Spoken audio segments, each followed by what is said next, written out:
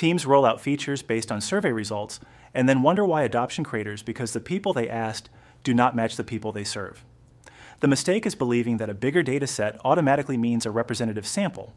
What actually happens is that the way you collect data changes who gets included, so the averages and rates you compute are systematically pulled away from the truth. Picture yourself running a quick pop-up poll on your site at lunchtime, feeling confident in the results, while the night shift customers who behave differently were never even offered the chance to answer. Sampling bias is when the mechanism that selects observations favors some parts of the population over others in a way that is related to what you are measuring. If the probability of being included is higher for certain kinds of people or cases, then the computed average from your sample is no longer an unbiased reflection of the whole.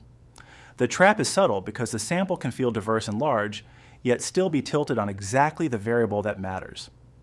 Mathematically, this is a selection problem. Your calculated expectation is taken over a distorted slice of the world. Take a street survey about smoking conducted outside a fitness studio, where your sample shows about 10% smokers. That number feels precise because you counted real people, but it is anchored to a place that filters for health-conscious passersby. The low rate is a property of your sampling location, not a property of the city. Anyone who uses that figure for citywide planning will be wrong in a consistent direction, not just noisy. There are several common channels for sampling bias. Coverage bias happens when your sampling frame misses chunks of the population, like landline poles that skip people without home phones.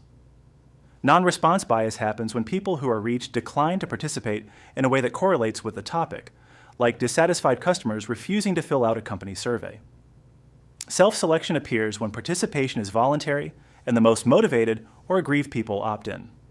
Survivorship bias is when only cases that persist or succeed are visible, so failures are literally missing from your data. Time window bias arrives when data collection happens during a narrow period that does not represent the full cycle of behavior. The most common beginner mistake is to equate large with representative. Big data encourages this because variance shrinks as sample size grows, so estimates look stable even when they are consistently off target. The charts are smooth, the error bars are tiny, and that feel of precision is seductive. But bias does not average away with more of the wrong kind of data. If the faucet pours only hot water, a bigger cup does not bring you closer to lukewarm. Practically, this mistake costs you accurate decisions. You can misprice products because your price sensitivity estimate is drawn from people who visited during sales. You can ship a feature for vocal early adopters that alienates quieter core users. You can declare a model is calibrated when in reality, its predicted rates are off by 20 percentage points across the groups that never made it into the training set. That is not a small miss. It is a guarantee of downstream failure. The correction starts with discipline about defining the population you actually want to describe. Spell it out. Who is in, who is out, and during what time window. Then pick or build a sampling frame that gives every member of that population a chance to be selected. If you cannot guarantee equal chances, at least make them known or controllable. Use randomization to select from that frame rather than convenience, and if important subgroups are small, stratify the sample so each subgroup is represented in controlled proportions with sampling weights recorded for analysis. Here's the right mental model. Selection is a filter that can depend on variables you care about. When you condition on being selected, the joint relationships among variables shift. You can even create spurious correlations by selecting on a combination of factors, which is a version of collider bias. If a sample only includes people who both use the app and report satisfaction, you inflate the link between usage and satisfaction because the selection locked the gate in harmony with both. Thinking in terms of conditioning forces you to ask what got fixed by your sampling procedure and how that changes the distribution you see. You need diagnostics beyond gut feeling. Compare margins of your sample to external benchmarks when you can. If your sample shows 30% with a college degree and the reachable universe likely has fewer, your sample is skewed on education. Look for imbalances on geography, age bands, device types, or any covariates you can observe that plausibly drive the outcome. If you find tilts, consider post-stratification or raking to bring weighted margins in line with known totals and be honest about what you cannot observe or fix.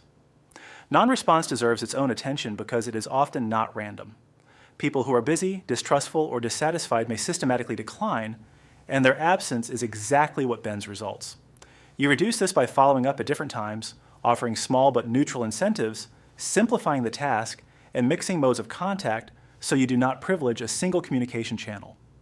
Track response propensity with paradata like contact attempts and time of day, then model or wait with that information. When non-responders are truly different for reasons you cannot measure, state the limitation plainly and avoid overconfident claims. Time and place create invisible gates. Polling after a big news event captures attention spikes that do not persist. Collecting in the afternoon misses night workers. Collecting downtown misses suburban commuters. The fix is to spread collection across time blocks and contexts that cover the full cycle of behavior. If you recruit from physical locations, cluster by location, and then sample within clusters at varied hours. If you recruit online, rotate invitation times and surfaces, and avoid latching onto a single traffic source. Weighting can correct some distortions, but it is not magic. Weights inflate the influence of underrepresented cases and deflate overrepresented ones, which moves sample estimates toward the population. The cost is higher variance, especially when a few cases carry very large weights. Trim extreme weights when justified, and report the resulting effective sample size and the design effect rather than pretending your raw count still tells the story. Remember that weights only fix imbalances on variables you measure and include. Unseen differences remain. Sometimes you have to accept that a bias cannot be repaired after the fact. If selection depends on the unobserved outcome, no amount of reweighting on observables will rescue the estimate. Feedback forms that only happy customers complete will never yield a fair satisfaction rate. Medical records that only include people who sought care will not reveal the true prevalence among those who never went to a clinic. In those cases, redesign collection or switch to a different source rather than polishing a broken measure. In machine learning, sampling bias shows up as training data that do not match the deployment world. A classifier trained on clean studio photos stumbles on blurry phone shots, and a credit model trained on approved applicants knows nothing about the denied applicants who never got labeled outcomes. The result is poor generalization and skewed error rates across groups. The prevention is the same. Define the deployment population, sample to cover it, and monitor for drift. If the world changes, the data process must change with it, or your model is just a fancy extrapolation from a biased past. Here's a concrete trap in experiments. You run an A/B test by inviting visitors with a banner, and the types of people who click to participate are exactly the types who want new things more. You end up reporting a 5% lift that vanishes when the feature rolls out to everyone. The lesson is that proper randomization is not just flipping a coin for treatment, it is also making sure the coin is flipped for the right set of users and that participation is not itself a filter. The fix is to randomize at the point of assignment before any self-selection can happen and ensure that every eligible user has a defined chance to be assigned. Block or stratify randomization on major traffic sources or user segments so that treatment and control are comparable within them. Monitor covariate balance during the rollout to catch drift. And if you must exclude people, post hoc, log, and report the criteria so you and others can see the selection. Predefine analysis rules so you do not create bias by peaking and pruning. Treat sampling and assignment as parts of the same design problem, not separate chores. The real shift here is to stop thinking of data as a mirror and start thinking of it as a product of a process that you control. Ask every time, who got a chance to speak, who did not, and whether that chance is tangled up with the question you care about. When you see data as conditioned by selection, you stop trusting big numbers automatically and start trusting good designs. Next comes the hypothesis testing, how we decide if a result is real or just noise. Because once your sample is designed well, you still need a disciplined way to separate signal from randomness.